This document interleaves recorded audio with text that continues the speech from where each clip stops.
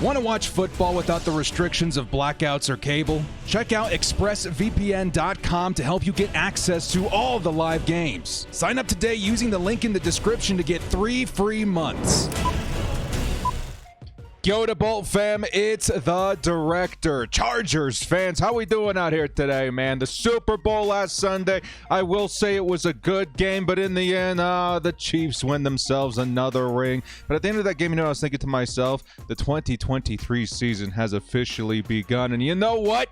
The Chargers are back on the board in terms of what they can do to improve this team. Now, I get it. Brace yourselves, Chargers fans. We don't have all the money in the world this season. As a matter of fact, we got no money at all.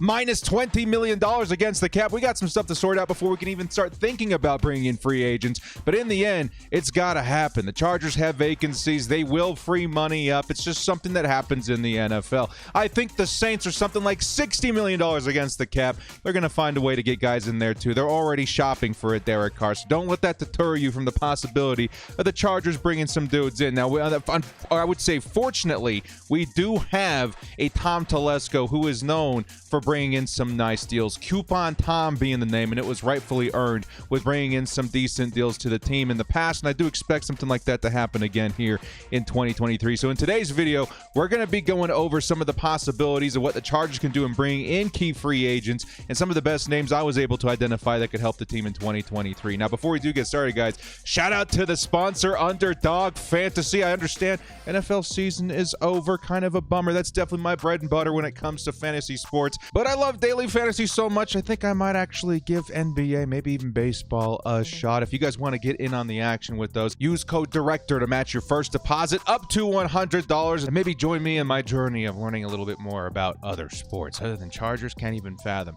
Before we do get started, guys, hit us up with a like and sub if you do enjoy this Chargers content. Small amount of time you guys take to hit the like, sub, and bell notification helps me out a lot. Let's get into this one. Lights, camera, action.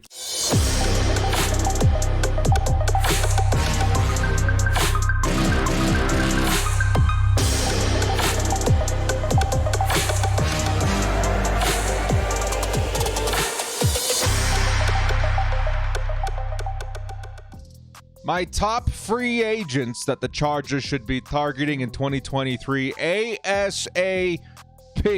Time to play a little bit of Coupon Tom in today's video. Let's jump right into it. We got a slew of players that I want to cover, starting with the quarterback position. Now, of course, I know a lot of you saying, well, we got Justin. Of course, we got Justin. We're talking about quarterback too. Both Easton Stick and Chase Daniel likely moving on with the expiring contracts after this season. We're going to have to bring in another backup.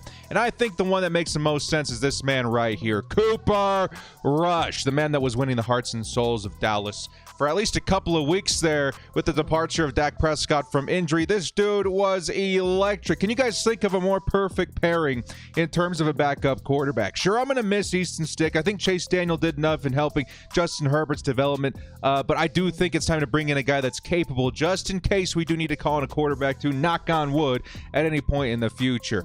And with some history behind the Chargers' new offensive coordinator, Kellen Moore, it just makes all the sense in the world to let the quarterback to follow him to Los Angeles with a new job backing up Justin Herbert. You guys want to know how good this dude is? There's a reason why there are so many Dallas fans out there super excited to see what Cooper Rush had to offer, even with the gutting news of Dak Prescott being gone for multiple weeks. In his first 3 games, Cooper Rush threw for 673 yards, 4 touchdowns, and no interception. His first 3 games. That's absolutely ridiculous. So having a capable backup quarterback, I do think is a pretty important detail with any successful team going forward. And I do think this is going to be a nice fit. So at the very end of every free agent segment, I'm going to give a free agent score. This is kind of a mix of, do I want the free agent? Do I think it makes sense? Do I think the Chargers could pull it off financially? And most importantly, do I like the talent in fitting with Los Angeles? So in this instance with Cooper Rush, I'm going to give him a free agent score, a 10 out of 10. I think this is a slam dunk. He's not going to cost a ton of money. He's a backup quarterback, and I do think his familiarity with Kellen Moore is just one of those things, the first stepping stone into building that brand new offense that Kellen Moore wants to bring to Los Angeles. I think quarterback 2 is a pretty locked in one for me.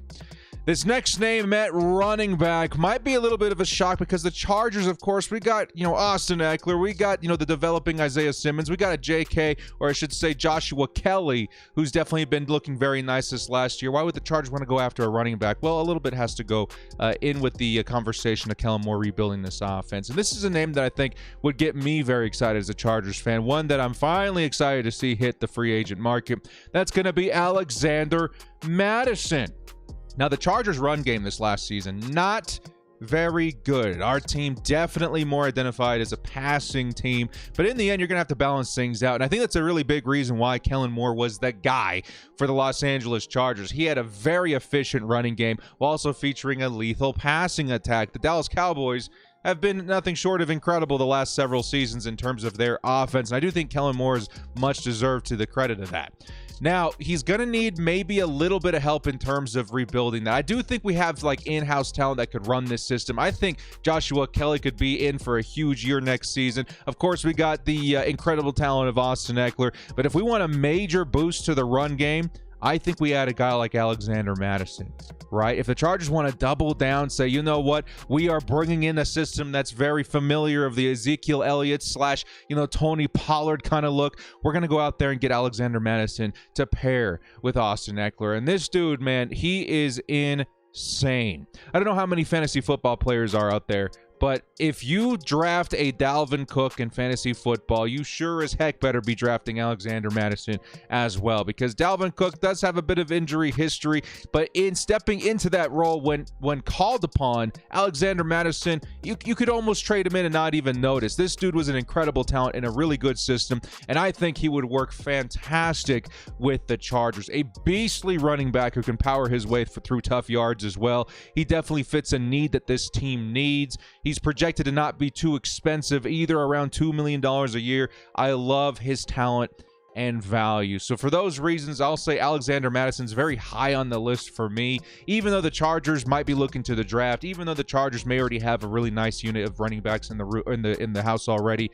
I think Alexander Mattison really pushes you over the top. So I'm going to give him a free agent score of 4 out of 10. I will say that 4 is mainly me wanting Alexander Mattison and thinking he would be a great fit, but the missing 6 there, I would say that's because I don't really know how realistic it is for the Chargers to go after Alexander Mattison, but still, I think it would be a great fit. Next up, a position that's gotten a lot of talk these past several weeks, wide receiver for the Chargers. You know what Kellen Moore went on record saying? Speed is a very good thing. We need more speed on this team. The Chargers do sorely lack it. So in the terms of wide receivers, we're going to be targeting mainly guys with a lot of speed. Starting here with Mecole Hardman. I actually squished him together with another receiver on this list, Darius Slayton, because I do think they play similar roles, just different sides of the coin in terms of financial concerns. Okay, so let's talk a little bit about this. The Chargers, like Kellen Moore said, do need speed. And this doesn't need to be a wide receiver 1, wide receiver 2 kind of role, just somebody that can go in there and offer that speed when necessary. Now, the reason we're listing both these guys, because I do think Mecole Hardman fits more of what you need in a wide receiver 2, right? I think his speed matched with, I would say, other traits that make him a more complete receiver, make him a kind of attractive option for a lot of teams this offseason.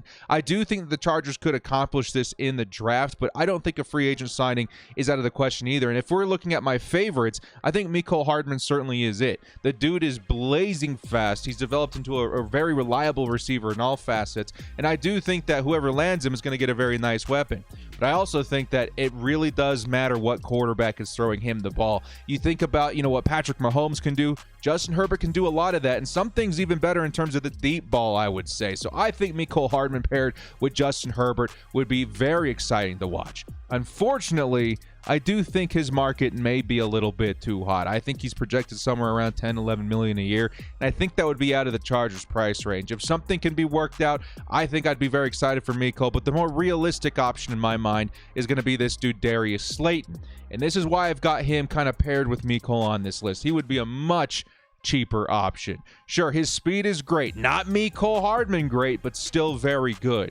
He's a crisp route runner, has great upside when paired with Herbert. Sure, he's not as complete, I would say, as Mecole Hardman. Sure, he does have things that he needs to work on. Maybe there is a little bit of injury concern, but that's why you're getting the discount. So his potential price tag of just around $3.5 million a season, that does make him an attractive add and one that adds something to the team that we need. So in terms of my free agent score, I'm going to give Mecole Hardman a 2 out of 10. Again, not super likely in my mind, but again, you can't rule it out. Darius Slayton, I'll give like a 5 out of 10. I like the talent. I think there's a decent shot. I think he's within budget, and I think he would add what the Chargers are looking for right now. But we're not done with wide receiver quite yet. I got one more guy I think the Chargers should be looking at, one that's not going to be too expensive. Here we go. We got Philip Dorsett. What? Patriots, Colts, and a slew of other teams. This is my budget beast wide receiver option for the Bolts.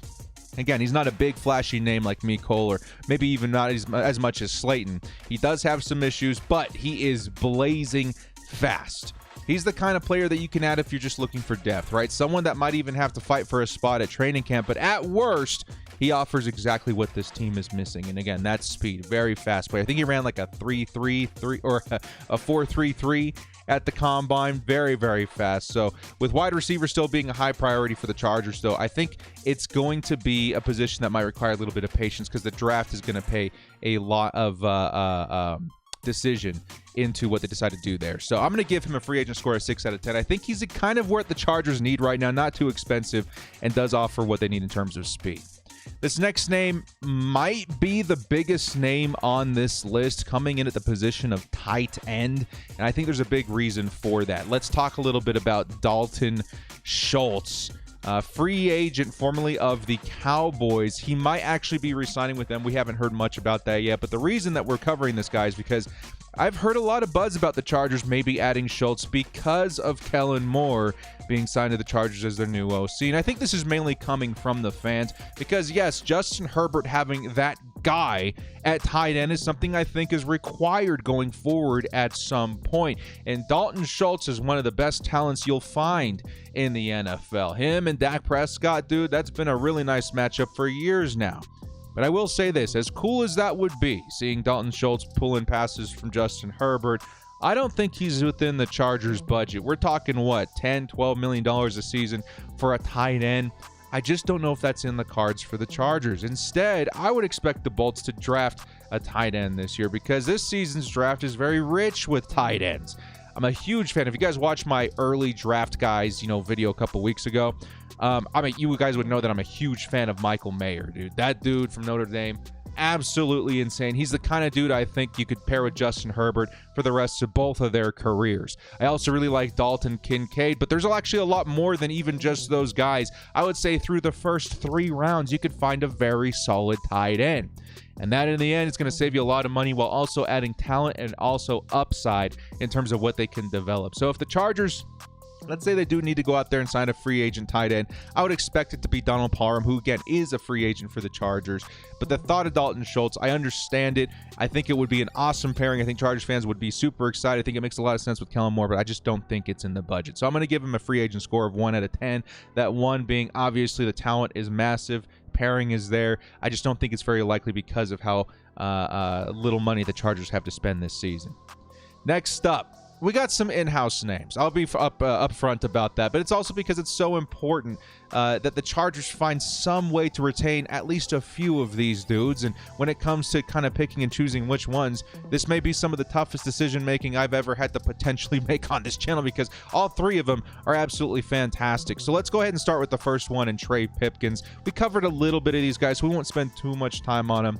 But it's very important that we point these dudes out because of how significant their impact was with the team this last year.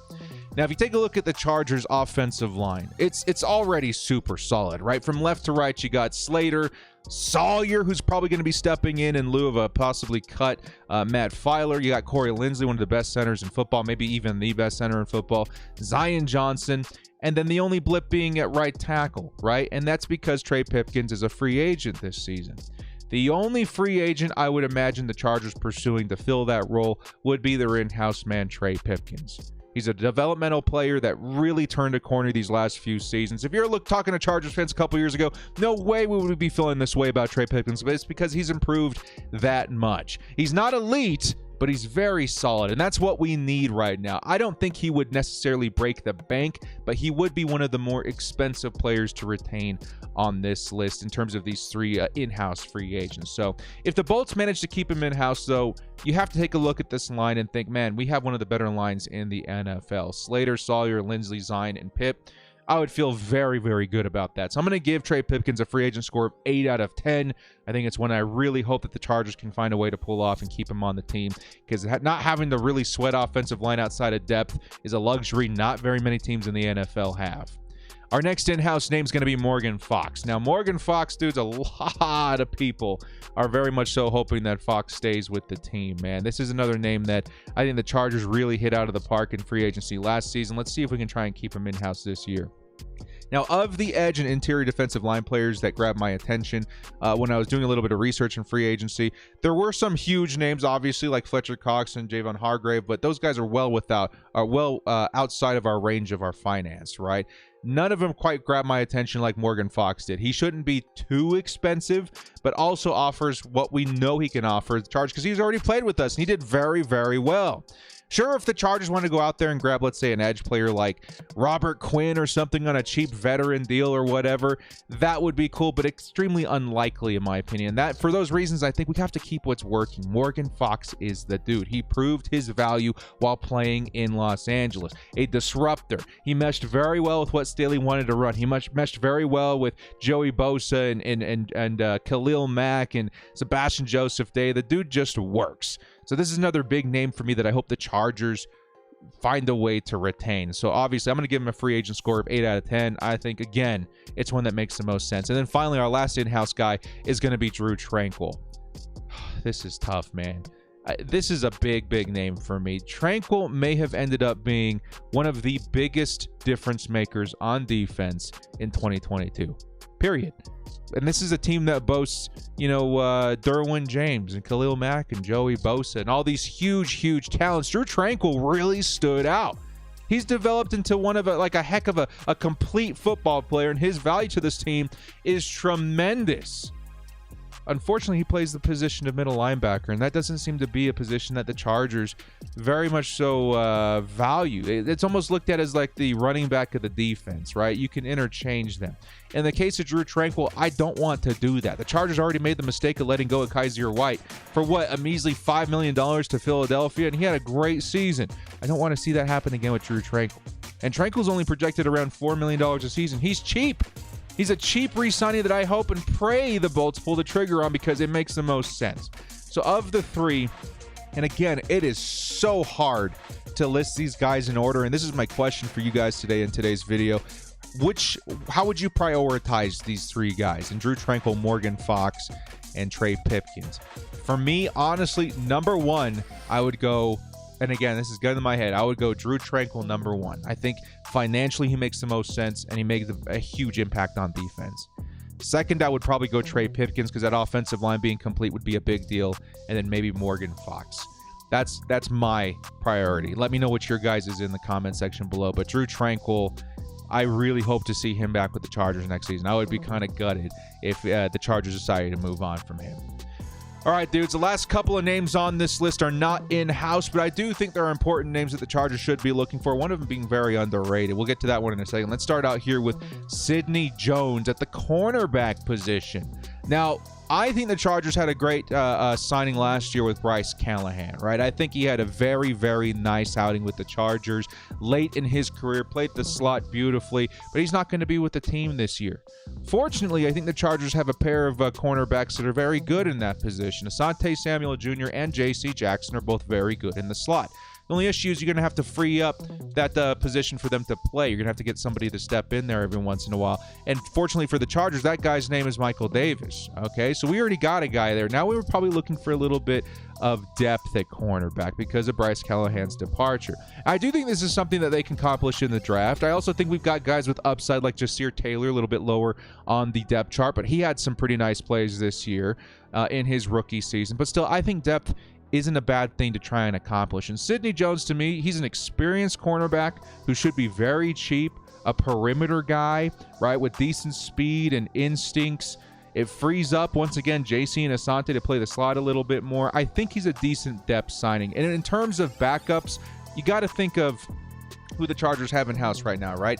Michael Davis being that perimeter guy. I think his backup as of today would be maybe Dean Leonard, who definitely is going to take a little bit more time to develop. Think of Sidney Jones in terms of a backup for Michael Davis a little bit, all right? Think of him as his backup, and I think that makes a little bit more sense to me. So I'm going to give him a free agent score of 4 out of 10. I don't know if I gave you guys Drue Tranquill's 10 out of 10, by the way. I do think it would make sense to bring in some talent in terms of depth at cornerback. And the last name on this list is going to be Adrian Amos at free safety. I think the Chargers, an underrated need for the Chargers this year is definitely going to be safety, right? An underwhelming past couple of seasons for Nasir Adderley. I suspect we may be moving on from him, and that does open up a need. We do have safety JT Woods that maybe could be the guy next season. I still think he may need some more time. Didn't really turn any heads last season when given opportunity, which wasn't much at all. I think the Chargers would be wise to go out there and get somebody that can really help them out. And the Chargers, they need somebody with speed and experience to prevent big plays. Amos, he kind of possesses both those traits. Maybe not at an elite level, but at a level I think is pretty good and good enough. I like the fit. I think he would be modestly priced, maybe around $5 to $6 million a season. Again, I don't know if we'd even be able to afford that, but that's kind of the options that we're looking at on the table right now. And I do think he fits a big need, one that maybe isn't being given enough attention at this point in time. In the end, I think it's another position the Chargers may need to find in the draft, but at the same time, you got to go out there and look for a free agent. I think Adrian Amos is kind of at the top of my list, but there could be more like underrated talent, a Coupon Tom kind of signing that the Chargers could bring in instead. So I'm going to give him a free agent score of 3 out of 10. I like his talent pretty good. I just don't know if he'll make sense financially, even though he wouldn't be one of the more expensive safeties the Chargers could go after. So in the comment section below, let me know one of these guys that you guys really love. If you could choose one guy, maybe selfishly, that you could bring back in, because if I could choose one guy, obviously I think I would go with Drue Tranquill. But if I could bring in one guy that would excite me, that shake things up a little bit, I think my dude would actually be Alexander Mattison.